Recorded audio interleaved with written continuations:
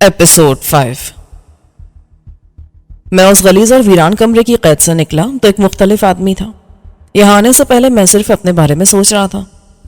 میں موت کے خوف سے بھاگ رہا تھا اور موت میرے تعاقب میں تھی۔ وہ حافظوں کی بندوق سے فائر کی جانے والی کس گولی پر میرا نام لکھا ہوگا میں نہیں جانتا تھا۔ اس کے باوجود میں اپنے یقین کے مطابق زندگی کے لیے دوڑ رہا تھا، صرف اپنے بارے میں سوچ رہا تھا۔ لیکن موت پیچھے رہ گئی تھی، زندگی کی سرحد کے پار۔ اس نے اپنے نامزد شکار سمیٹ لیے تھے۔ اب میں زندہ رہ سکتا تھا۔ آزاد رہنا اس کے لیے شرط اول تھی۔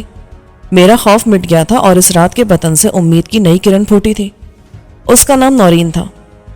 اب یہ احساس میری طاقت بن گیا تھا کہ ایک مجبور، بے کس اور کمزور لڑکی نے مجھے اپنا محافظ اور مددگار مان لیا ہے، اور میں نے اس کا سہارے کے لیے بڑھا ہوا ہاتھ تھام کے ایک ذمہ داری قبول کی ہے۔ میں دوسرے کمرے میں گیا، پھر اس کے ساتھ والے کمرے میں۔ اندر برسوں کی ویرانی نوحہ تھی۔ میں ایک کے بعد دوسرے کمرے سے گزرتا گیا۔ اچانک میرے سامنے ایک زینہ آ گیا۔ میں نے دم بدم بڑھتے اجالے میں باہر کے صحن کو دیکھا جو اس حویلی کا عقبی حصہ تھا۔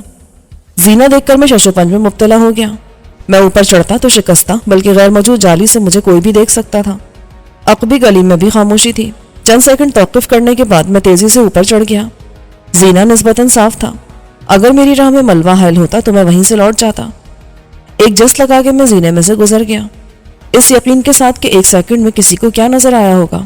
ایک ایک سیڑھی پر احتیاط سے چڑھتے ہوئے میں سب سے اوپر کے پہلے کمرے میں داخل ہوا۔ تاریکی یہاں بھی غالب تھی لیکن کم۔ میں اپنے دائیں بائیں دیواروں میں دو دروازوں کے خلا بھی دیکھ سکتا تھا، اور اوپر روشن دانوں میں قیام پذیر کبوتروں کو بھی جو پھڑپڑاتے ہوئے اڑ رہے تھے اور اپنی جگہ جا بیٹھے تھے۔ میرا دخل در معقولات انہیں ناگوار گزرا ہوگا۔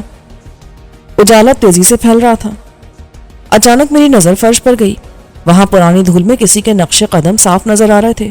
کوئی جاگرز پہن کر یہاں آیا تھا اور اس کے سول کے نقش تازہ تھے۔ میں نے اپنے پیچھے اس زینے کو دیکھا جس پر قدم رکھتا ہوا میں یہاں تک آیا تھا۔ وہاں اب بھی اندھیرا تھا لیکن ہلکا سا فٹ پرنٹ آنے والے کی نشاندہی کر رہا تھا۔ وہ بھی میری ہی طرح زینے سے اوپر آیا تھا۔ یہ فٹ پرنٹ ایک ڈائریکشن رکھتے تھے۔ وہ جو بھی تھا اس ہال کے فرش پر چلتا ہوا دائیں جانب گیا تھا۔ محض تجسس نے مجھے اس کا سراغ لگانے پر مجبور کیا۔ جوتوں کے نشان دیوار کے ساتھ ساتھ تھے۔ میں آگے بڑھا تو مجھے دائیں جانب ایک اور دروازے کا خلا دکھائی دیا۔ یہ نسبتاً چھوٹا کمرہ تھا جس میں ایک شخص دیوار کے ساتھ سیدھا لیٹا ہوا تھا۔ میں ٹھٹک کر رک گیا۔ وہ میرے اندازے کے مطابق 30 سال کا ایک جوان مرد تھا۔ اس کا جسم مضبوط تھا اور بال گھنے۔ اس کے جسم پر چست ٹی شرٹ تھی جس پر 1 انچ چوڑی سفید اور براؤن یا سیاہ پٹیاں آڑی پھیلی ہوئی تھیں۔ ہاف سلیوز اس کے گندمی توانا بازوؤں سے چپکی ہوئی تھی۔ اس کا ایک بازو فرش پر سیدھا تھا اور دوسرا جسم سے دور تقریباً کندھوں کی سیدھ میں پھیلا ہوا تھا۔ وہ نیلی جینز اور سفید جاگرز میں تھا۔ سیدھے پھیلے ہوئے پیروں سے میں جاگرز کا فٹ پرنٹ صاف دیکھ سکتا تھا۔ یہ وہی فٹ پرنٹ تھا جس نے مجھے زینے سے اوپر آ کے متوجہ کیا تھا۔ اچانک میں نے نورین کی آواز سنی۔ یہ بازگشت کی طرح گونجتی آواز میرے پیچھے ایک کھڑکی کے خلا سے مجھ تک پہنچی تھی۔ وہ مجھے پکار رہی تھی، خاور، کہاں ہو تم؟ خاور۔ میں نے کھڑکی کے قریب جا کر دیکھا تو وہ نیچے سائے کی طرح دکھائی دی۔ وہ اسی دیوار کے قریب کھڑی تھی اور میں عین اس کے اوپر والے کمرے کی کھڑکی میں تھا۔ ہیلو نورین، کیا بات ہے؟ وہ چونک کر پلٹی۔ وہاں کیا کر رہے ہو؟ کچھ نہیں، میں آ رہا ہوں بس 2 منٹ میں۔ جلدی آؤ، مجھے ڈر لگ رہا ہے۔ میں نے اسے تسلی دی۔ اب ڈرنے کی کیا بات ہے، صبح تو ہو چکی ہے۔ جا کے کچھ لاؤ نا، میرا بھوک پیاس سے برا حال ہو رہا ہے، میں بے ہوش ہو کر گر جاؤں گی۔ اچھا، میں بس یوں بازار گیا اور یوں آیا۔ باہر جانے کا ایک راستہ پیچھے کی طرف بھی ہے۔ ہاں، ادھر سے نکلنا، سامنے والا دروازہ غیر محفوظ ہے، کافی لوگ آتے جاتے رہتے ہیں۔ مجھے بڑی حیرانی تھی کہ نورین سے میری گفتگو نے بھی سونے والے کی نیند میں کوئی خلل نہیں ڈالا تھا۔ سب سے پہلے تو اس کے سونے کے انداز سے مجھے شک میں مبتلا کیا۔ آخر وہ کون تھا؟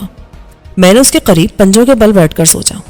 اس وقت تک میرے ذہن میں اس خیال کا گزر بھی نہ ہوا تھا کہ وہ سلمان خان ہو سکتا ہے۔ اگر وہ آتا تو یہاں کر کیوں سو جاتا؟ وہ نورین کو اپنے ساتھ لے جانا چاہتا تھا۔ وہ پہلے پہنچ جاتا تو نیچے وہیں بیٹھ کر نورین کا انتظار کرتا جہاں میں نے نورین کو دیکھا تھا۔ پھر اچانک میری نظر اس کے سینے اور پیٹ پر گئی جو سانس کے آمد و رفت کے ساتھ اوپر نیچے نہیں ہو رہا تھا۔ اس خیال نے کہ وہ زندہ نہیں مردہ ہے مجھے حواس باختہ کر دیا۔ میں گھبرا کر کھڑا ہوا، پھر بیٹھ گیا۔ ڈرتے ڈرتے میں نے اس نوجوان کے سینے پر دل کی جگہ ہاتھ رکھا۔ اس کا دل ساکت تھا۔ تصدیق کے لیے میں نے اس کی کلائی کو تھاما۔ نبض رکی ہوئی تھی۔ اب شک کی کوئی بات نہیں رہی تھی۔ وہ مر چکا تھا اور اسے مرے ہوئے بھی کافی دیر ہو گئی تھی۔ اس کا سر دھات اکڑا ہوا تھا۔ سردی تو خیر میرے لیے بھی تھی، مگر جو ننگے ٹھنڈے فرش پر پڑا ہو اور زندگی کی حرارت سے بھی محروم ہو، اس کا جسم اکڑ جانا قدرتی بات تھی۔ خوف اور گھبراہٹ پر مجھے دوسرا وحشتناک خیال یہ آیا کہ کہیں یہ وہ سلمان خان تو نہیں۔ نیچے سے نورین مجھے پکار رہی تھی۔ میں نے اس کو تھوڑا سا ہلا جلا کے پتلون کی پچھلی جیب سے اس کا بٹوا نکالا۔ یہ چرمی بٹوا تھا جس میں نوٹ ہی نوٹ بھرے ہوئے تھے۔ اس کی ایک پاکٹ میں مجھے شناختی کارڈ دکھائی دیا۔ میں نے اسے روشنی کے رخ پر کر کے دیکھا تو مجھ پر 14 طبق روشن ہو گئے۔ کارڈ پر اس کا نام سلمان خان ولد عمران خان لکھا تھا۔ سلمان کے جسم پر کوئی زخم نہیں تھا۔ اس کی موت کسی خنجر یا گولی کے زخم کا نتیجہ نہیں تھی۔ اس کے کپڑوں یا فرش پر مجھے خون کا کوئی داغ بھی دکھائی نہیں دیا۔ اندھیرا نہ ہوتا تو میں اس کی گردن پر انگلیوں کے یا رسی کے نشانات دیکھتا، جس سے اندازہ ہوتا کہ اسے کسی نے گلا گھونٹ کے ہلاک کیا ہوگا۔ قتل کے اسباب بھی بہت سے ہو سکتے تھے، مگر ایک بات بہت واضح تھی کہ اسے کسی نے لالچ میں قتل نہیں کیا تھا۔ جتنی رقم اس کے پرس میں تھی محفوظ تھی۔ اتنا وقت نہیں تھا کہ میں اس رقم کو شمار کرتا۔ مجھے ڈر تھا کہ میری غیر حاضری سے گھبرا کر کہیں نورین اوپر نہ آ جائے۔ میں نے اس کے پرس کو اپنی قمیض کی جیب میں ڈال لیا۔ اٹھتے اٹھتے میں نے اس کی دوسری ہپ پاکٹ دیکھی۔ اس میں کچھ بھی نہ تھا، لیکن ایک سائیڈ پاکٹ میں سے نوٹوں کی پوری گڈی نکل آئی۔ یہ سب بڑی مالیت کے لیکن استعمال شدہ نوٹ تھے۔ یہ 5 لاکھ روپے تھے۔ میں کچھ دیر دم بخود بیٹھا رہا۔ پھر میں نے دوسری طرف کی پاکٹ دیکھی۔ اس میں سے 100 کے نوٹوں کی دوسری گڈی آدھی باہر نکل آئی تھی۔ یہ بھی 5 لاکھ روپے تھے۔ سلمان کی جیبوں کو خالی کر کے رقم اپنی جیب میں منتقل کرتے ہوئے میرے ضمیر نے مجھے سخت ملامت کی اور میری اس حرکت پر مجھے وہ گالیاں دی جو میں بھی دیتا اگر میں کسی کو چور ڈاکو سمجھ کے کسی کی لاش کو لوٹتے دیکھتا، خواہ وہ لاش سڑک پر کسی حادثے میں ہلاک ہونے والے کی ہوتی یا مردہ خانے میں رکھی ہوئی۔ لیکن میں چور ڈاکو نہیں تھا، مجبور ضرورت مند تھا، اور میرے لیے اس رقم کی ضرورت اور اہمیت کہیں زیادہ تھی۔ مجھے یہ اندازہ بھی تھا کہ مرنے والے نے یہ رقم جائز ذرائع سے حاصل نہیں کی ہے۔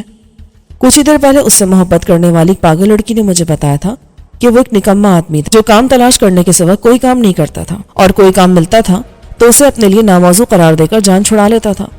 حالانکہ حقیقت یہ تھی کہ وہ خود ہر کام کے لیے ناموزوں تھا۔ نیچے سے نورین نے چلا کے کہا، آخر کہاں پھر رہے ہو تم؟ میں نے نیچے جا کے بغیر کہا، آ رہا ہوں یار، دراصل 3-4 دن سے مجھے قبض کی شکایت تھی، سوری۔ نیچے سے مجھے اس کی ہنسی کی آواز آئی، اچھا ٹیک یور ٹائم، 4 دن کا کوڑا کرکٹ صاف کرنے میں بھی تو وقت لگتا ہے۔ میں نے کچھ اطمینان کا سانس لیا۔ میرا دماغ اب تیزی سے کام کر رہا تھا۔ میں نے سب نوٹوں کی گڈیوں کو ڈھیلی ڈھالی قمیض کی دونوں جیبوں میں ڈال دیا۔ میرے پاس چند منٹ کی مہلت تھی۔ فوری طور پر نورین کے اوپر آ جانے کا خطرہ ٹل گیا تھا، لیکن مجھے شدت سے یہ احساس ہو رہا تھا کہ آسمان سے گر کر کھجور میں اٹکنے والی مثال مجھ پر صادق آتی ہے۔ جب میں جیل سے فرار ہوا تو میرے لیے واحد مسئلہ خود اپنی زندگی کے تحفظ کا تھا۔ دوسرا مسئلہ بن کے نورین نازل ہوئی تھی، اور اب اس کے محبوب سلمان خان کی لاش اس ویرانے میں بھوت کی طرح سامنے آ گئی تھی۔ میں نے خود کو پرسکون کیا اور اپنی راہ عمل طے کی۔ فوری طور پر نورین کو ساتھ لے کر یہاں سے نکل جانا بھی ناممکن تھا۔ سب سے بڑی رکاوٹ خود اس کا لال عروسی جوڑا تھا۔ خود میں لباس بدلنے کے بعد باہر کی دنیا میں رونمائی کا خطرہ مول لے لیتا۔ فوری طور پر اس لاش کا ڈسپوزل ناممکن تھا۔ در حقیقت نہ یہ میرا کام تھا اور نہ ہی ضرورت۔ مسئلہ اس سنگین حقیقت سے نورین کو آگاہ کرنے کا تھا اور پھر اس کو سنبھالنے کا۔ میں نے اپنی محدود عقل کی مدد سے لاش کو دیکھ کر کچھ پوسٹ مارٹم والے نتائج اخذ کیے تھے۔ صاف ظاہر تھا کہ سلمان کو یہاں لا کے مارا گیا ہے یا مار کے یہاں ڈال دیا گیا ہے۔ اس کی موت کو طبعی یا حادثاتی سمجھنا اتنا ہی ناممکن تھا جتنا اپنے بھائی کی موت کو قتل نہ سمجھنا۔ یہ بھی واضح تھا کہ اسے قتل کرنے والے وہ لوگ نہیں تھے جنہوں نے اسے 10 لاکھ روپے دیے تھے۔ ظاہر ہے کسی جائز قانونی کام کے لیے ایسا خطیر معاوضہ کون ادا کرتا ہے؟ مارنے والے وہ خود ہوتے تو جاتے وقت اپنی رقم واپس لے جاتے۔ قاتل دوسرے لوگ تھے تو ان کو علم نہ تھا کہ سلمان کی جیب میں 10 لاکھ روپے ہیں، ورنہ وہ کیوں چھوڑتے؟ یا شاید پھر وہ جلدی میں تھے۔ یا اللہ، آخر کتنی دیر لگے گی تمہیں؟ نیچے سے نورین کی آواز سن کر میں بھاگا، پھر رکا۔ میرے اندازے کے مطابق دن چڑھنے کے ساتھ سورج مخالف سمت میں سفر کرے گا۔ دوپہر کے بعد یہاں اتنی روشنی نہیں رہے گی اور اس کمرے میں جہاں لاش پڑی ہے بالکل اندھیرا ہو جائے گا۔ میں زینت سے اترا تو سخت نروس تھا۔ مجھے ڈر تھا کہ میری دہشت زدہ صورت نورین کو شکوک میں مبتلا کر دے گی۔ یہ حقیقت ہے کہ خوف سے میرا دل لرز رہا تھا اور سردی کے باوجود میرے جسم پر پسینہ آ گیا تھا۔ اگر میں سنبھل کے نہ اترتا تو زینے پر قدم لڑکھڑانے سے خود لڑک جاتا۔ حوصلہ، میں نے خود کو تسلی دی، گھبرانے یا پریشان ہونے سے کچھ نہیں ہوگا۔ نورین اب دوسرے کمرے میں آ گئی تھی اور غالباً خود بھی اوپر آ کے دیکھنا چاہتی تھی کہ یہ کیسا قبض ہے جو ختم ہونے میں نہیں آتا۔ اس خیال سے میرا دل بیٹھنے لگا کہ چند منٹ بعد وہ اوپر آ کے حقیقی صورتحال دیکھ لیتی تو کیا ہوتا۔ اس کے کچھ کہنے سے پہلے میں نے ہونٹوں پر زبردستی کی مسکراہٹ لا کے کہا، یہ تم کہاں سر کرتی پھر رہی ہو؟ تم نے اتنی دیر کہاں لگا دی؟ میں نے اسے ڈانٹا۔ میں سلمان کو تلاش کرا تھا اور پھر میرے پیٹ میں مروڑ اٹھا تو میں کیا کرتا؟ میں مر جاؤں گی بھوک پیاس سے، اس کا کوئی خیال نہیں ہے تمہیں؟ الو کی پٹھی۔ میں نے اسے دل ہی دل میں گالی دی۔ کیسے ڈانٹ رہی ہے مجھے؟ آخر سمجھتی کیا یہ مجھے؟ میں اس کا شوہر ہوں، عاشق یا حکم کا غلام؟ یہ میرا ہی حوصلہ ظرف ہے کہ گلے میں پڑ جانے والی مصیبت کا مقابلہ شرافت اور خوش اخلاقی سے کر رہا ہوں۔